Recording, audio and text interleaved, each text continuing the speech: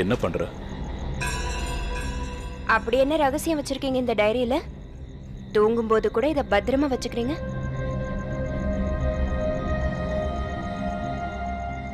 இப்ப நான் அதை பத்தி உனக்கு விளக்கமா சொல்லிக்கிட்டு இருந்தேனா நீ நம்ப மாட்ட. கல்யாணத்துக்கான செலவை எழுதிட்டு இருக்கேன். ரொம்ப சோர்ந்து இருக்கிற மாதிரி இருக்கு. நீங்க நல்லா தானே இருக்கீங்க? அதான் இப்ப நீ வந்துட்டல, என்ன நீ பாத்துக்குவ.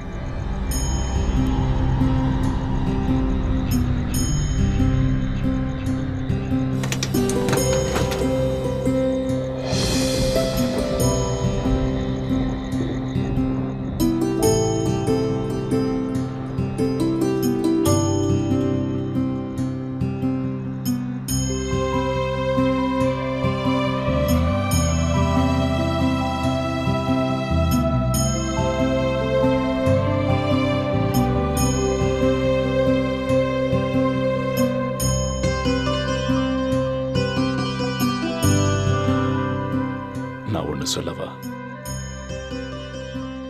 இந்த மாதிரி ஒரு அழகான ராத்திரியில தான் உன்னை எனக்கு கட்டி வச்சாங்க.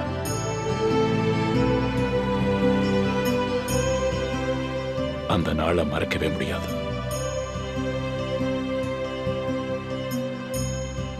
நான் எந்த ஜென்மத்துல யாருக்கு என்ன புண்ணியம் செஞ்சேன்னு எனக்கு ஞாபகம் இல்ல. அதோட பலனாதானே எனக்கு கிடைச்சிருக்க.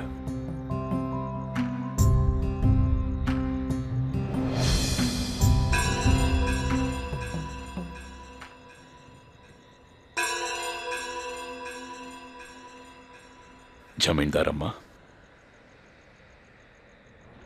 ஒரு நிமிஷம் நீங்க உள்ள போங்க. நான் இப்பவே வந்துடுறேன்.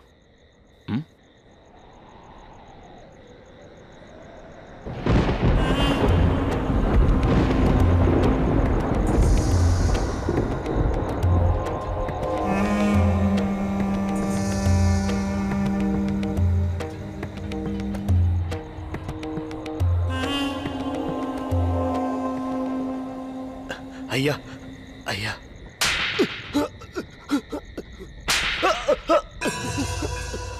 ஐயா, ஐயா, நான் உன்னை ஏன் அறிஞ்சேன்னு புரியுதா? என்கிட்ட துப்பாக்கி இல்ல, இல்லனா உன்னை சுட்டு தள்ளி இருப்பேன். விலை உயர்ந்த பொருளை நான் உங்ககிட்ட கொடுத்தா அதை தொலைச்சிட்டு வந்து நிக்கிறேன். இல்ல இல்ல, நான் தொலைக்கல. இதுல இருக்கு ஐயா, இதுல பத்திரமா இருக்கு.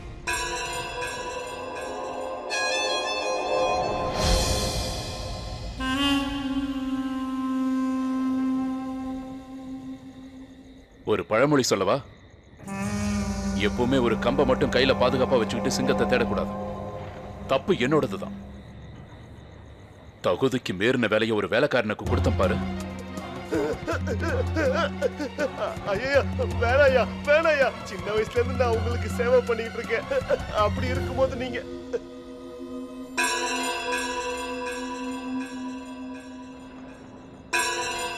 இங்க பாரு, ரொம்ப கஷ்டப்பட்டு நிறைய பணம் செலவு பண்ணி இந்த கிராமத்து மக்களோட மனசுல பிஎஸ்டி காரங்களை எதிரிக்கு சமம்னு நிரூபிச்சேன். என்ன நம்புங்க, நான் சொல்றத கேளுங்க. பிஎஸ்டி காரங்களுக்கு நாம் அடிமை கிடையாது. அதுக்காக என்கவுண்டர் கூட பண்ண வேண்டியதாயிடுச்சு. நீ இறந்தா மட்டும்தான் மக்கள் என்ன நம்புவாங்க. அப்புறம் என்னோட ஆளுங்களே பிஎஸ்டி ஆளுங்களோட துணியை போட்டுக்கிட்டு அப்பாவி மக்களை சாகடிச்சாங்க.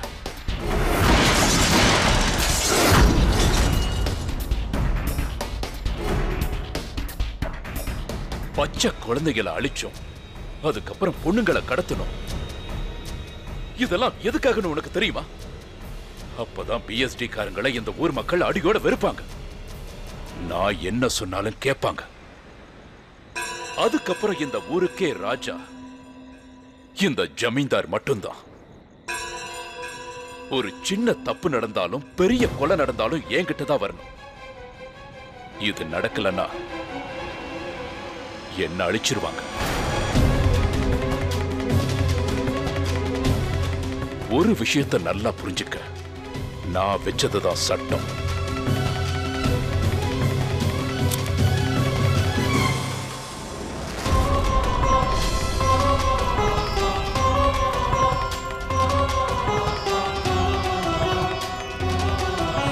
நான் சொல்ற விஷயத்தை நல்லா காது கொடுத்து கேளு.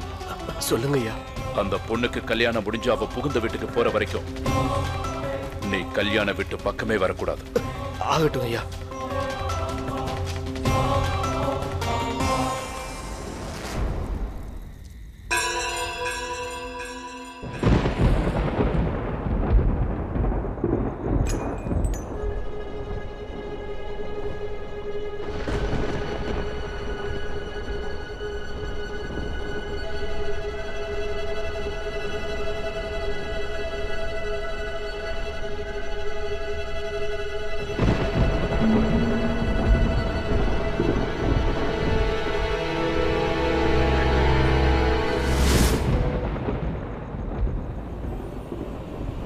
இதுல குண்டு இல்ல.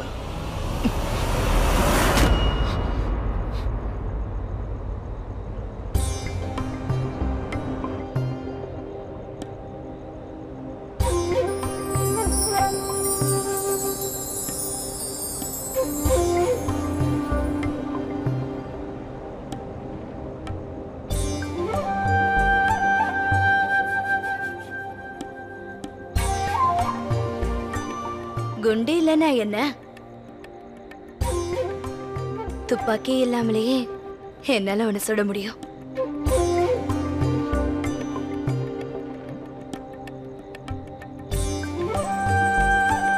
மறுபடியும் ஆரம்பிச்சிட்டியா? ரூம் நல்லாதான் இருக்கு. ஆனா இந்த பெட் தான் கொஞ்சம் சின்னதா இருக்கு. ஒருத்தர் மட்டும்தான் தூங்க முடியும்ல? நீ இங்க எப்படி வந்த? ஏன் நான் இங்க வரமாட்டேன்னு நினைச்சியா என்ன? நான் சொல்றதை கேட்கவே மாட்டியா? நீ இங்க வர வேண்டாம்னு சொல்லியிருக்காங்க.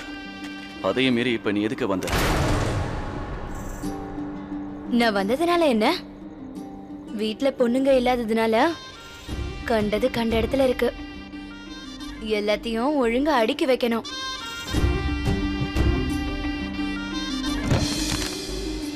நீ உன்னை என் பொண்டாட்டி இல்ல. அப்படி ஆகவும் முடியாது. அதுக்கு சான்ஸே இல்லை.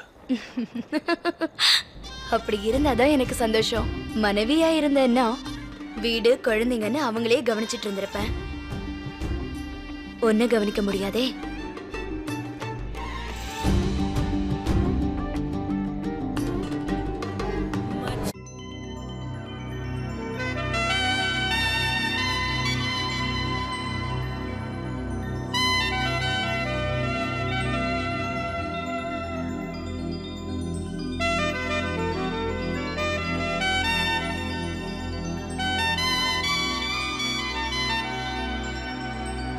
உனக்கு ஏன் இவ்வளவு திமிர? எதுக்கு என்ன வெறுக்கிற? நீ என்னை எவ்வளவு துரத்தினாலும் எவ்வளவு வெறுத்தாலும் நான் உன் பின்னாடியே வந்துட்டு இருப்பேன்.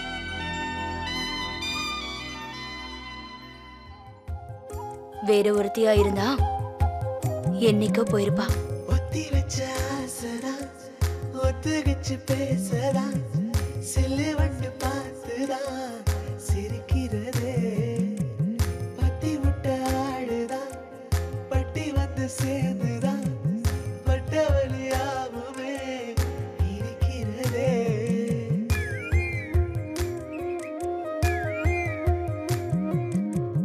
அஞ்சு குயில் கூவாதோ நெஞ்சு குழி ஆறாதோ நத்த நண்டு போலே நான் அசங்கி போறேனே. பத்து கிளி பேசாதோ உங்குரலா மாறாதோ மத்த தண்ணி மீனானா வதங்கி போறேனே. பொழுது போட்ட பொழுதி போல வானம் பார்த்து வாடுறேன். ஈச்சக்காட்டு ஊட்ட போல நடக்க போகிறேன்.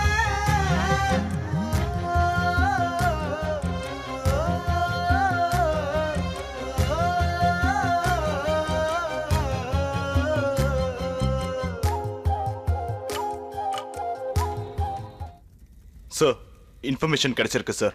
இப்போல இருந்து சரியா அரை மணி நேரத்துக்கு அப்புறம் சூரியன் உதிச்ச பிறகு பார்டருக்கு அந்த பக்கம் இருக்க ஆளுங்க பார்டருக்குள்ள நுழைய போறதா தகவல். அதுவும் மாறு வேஷத்துல வரப்போறாங்க சார். எனக்கு என்னவோ இதெல்லாம் சரியா படல சார். சார், நான் என்னோட நாட்டையும் பார்டரையும் காப்பாத்ததான் பிஎஸ்டி குள்ளேயே சேர்ந்தேன். என்னோட தப்ப மன்னிச்சிருங்க sir. And allow me please. என் நாட்டுக்காக சாகடிக்கவும் தயாரா இருக்கேன், சாகவும் தயாரா இருக்கேன். முடிச்சிட்டியா? போய் ஜீப் எடுத்துட்டு வா. நான் இப்போ வந்துடுறேன். Thank you sir.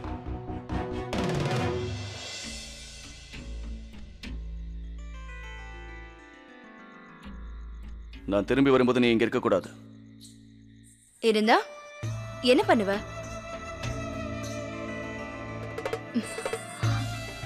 உனக்கு ஒருவேளை நான் தேவைப்பட்டேன்னா, அதாவது என் அன்பு தேவைப்பட்டுச்சுன்னா, ஓவரா உரிமை எடுத்துக்காத. உனக்கே தெரியும்ல, நான் யாருக்கும் சொந்தம் இல்லை, உனக்கும் இல்லை. என்னை சொந்தமாக்கிக்கவும் முடியாது. எனக்கு தெரியும் நீ என்ன கல்யாணம் பண்ணிக்க போறதில்ல. எனக்கு சக்காலத்தி நிச்சயம் வருவா. ஆனா என்ன மாதிரி நிச்சயமா அவளால உன்னை சந்தோஷப்படுத்த முடியாது இல்லையா?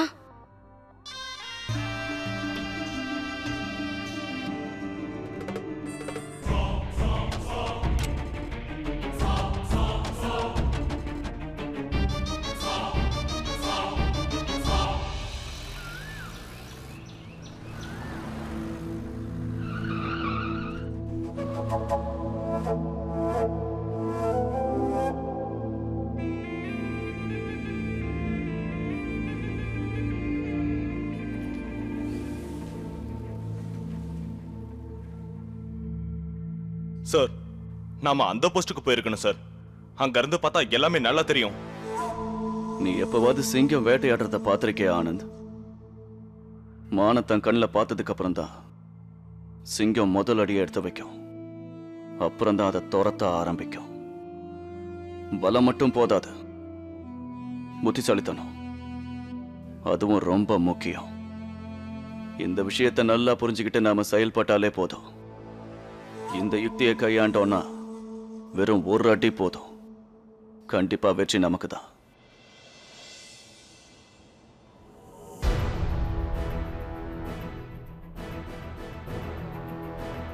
Good job.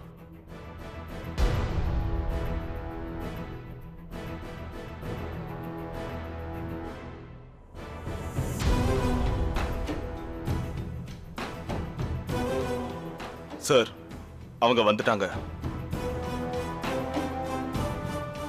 வரட்டும் விடு. இதுக்கு தானே நம்ம காத்துக்கிட்டு இருக்கோம். இப்ப நான் இவங்களுக்கு கொடுக்க போற வரவேற்பு, இதுக்கு முன்னாடி இவங்களுக்கு யாரும் கொடுத்திருக்க மாட்டாங்க.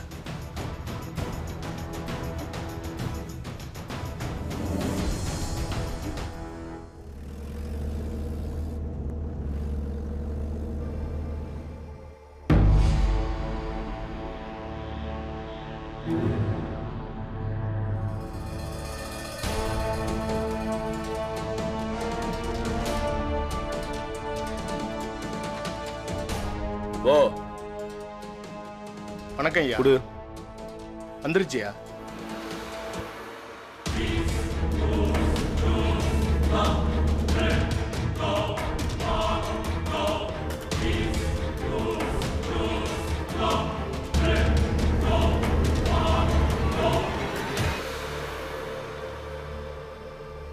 இது யாரு? அவருதான் ஐயா. ம்.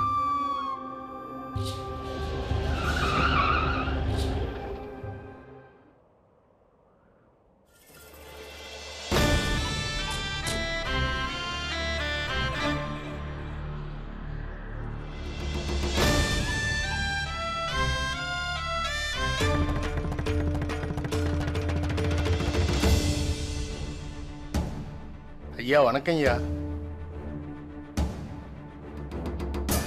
ஐயா, என் பையனுக்கு கல்யாணம், அதுக்காக வந்திருக்கோம்.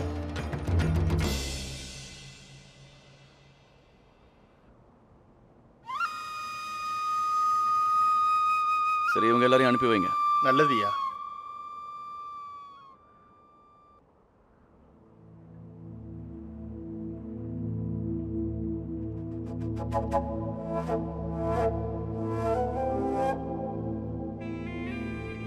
நீ சொன்னது சரிதான் ஆனந்த். இவங்க கிராமத்து ஆளுங்கல்ல. இவங்க எல்லாரோட பிசிக்கை பார்க்கும்போது ஏதோ சோல்ஜர் ட்ரைனிங் எடுத்தவங்க மாதிரி தான் இருக்காங்க. அப்புறம் நம்மளோட ஆபீசர்ஸையும் கொஞ்சம் கவனிங்க சார். செக்கிங்ல ரொம்ப வீக்னஸா இருக்காங்க. நல்லதுதான். இப்ப நாம இவங்களை விட்டாதான் இவங்களோட தலைவனை தேடி இவங்க போவாங்க.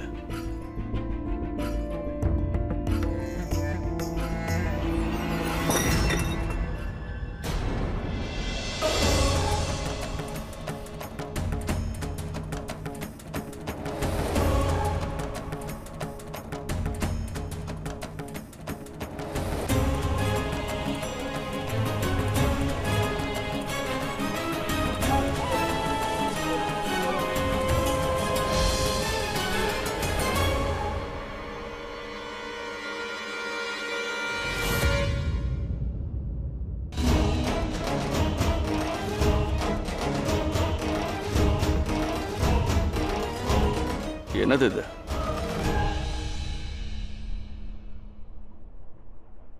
அது சார், நாங்க ரொம்ப தூரத்துல இருந்து வரோம். அங்கங்க ஓய்வெடுக்க டென்ட் கட்ட வேண்டியதா இருக்கு. டென்ட் கட்ட தான் உபயோகப்படுத்த கொண்டு வந்தோம்.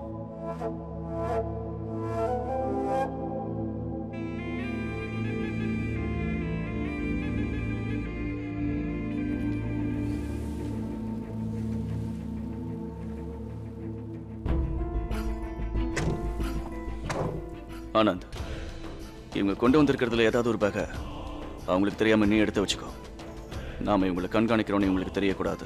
Okay sir.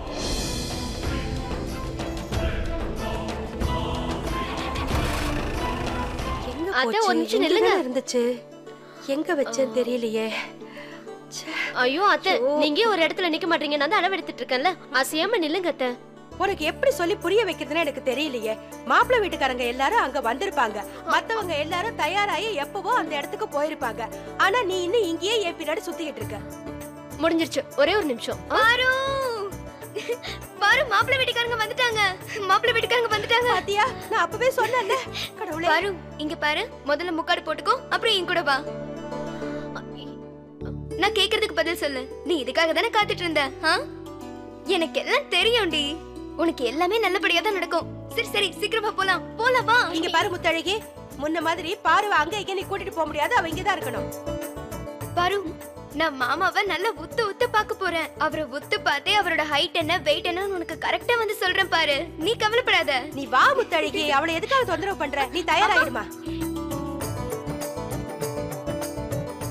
பாரு, நாங்க எல்லாருமே அங்கதான் இருப்போம். நீ ரொம்ப ஜாக்கிரதையா இரு. யாரு வந்தாலும் நீ கதவை திறக்காத என்ன? சரிங்க அத்தை. சரி சரி, வா போலாம்.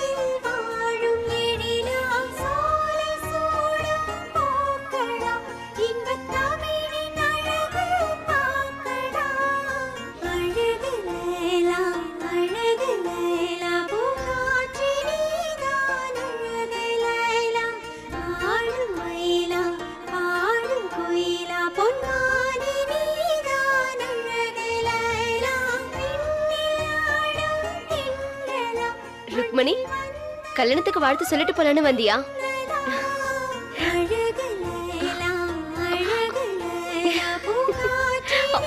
ருக்மணி நில்லு. ருக்மணி,